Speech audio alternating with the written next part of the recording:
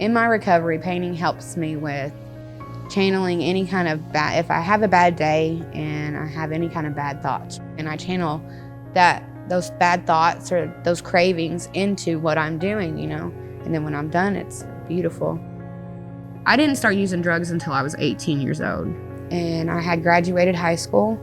I graduated high school a year early with a Core 40 diploma. My senior year of high school, I was in Ivy Tech Community College. Then I started working at a factory and fell into the wrong crowd. At my worst was like 1.5 grams of heroin and an 8-ball, which is 3.5 grams of methamphetamine. And then it was like when I wanted to stop, I couldn't stop because, for one, I was hooked. I have been with MHS for 11 years. And I work with a population of pregnant women with substance use disorders. I had my first conversation with Yvonne, and actually I was so messed up on the phone with her that I kept nodding off, falling asleep talking to her. I still remember that to this day. My goal was to try to offer her my support and my encouragement to consider treatment and take measures to become sober so her pregnancy could be uncomplicated.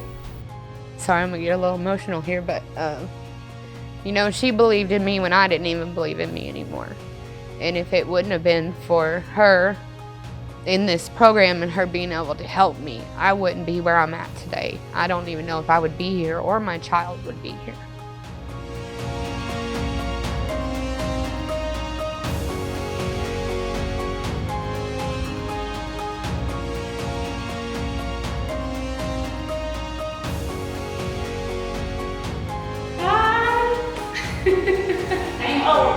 For all your help. I really appreciate it. It's my pleasure.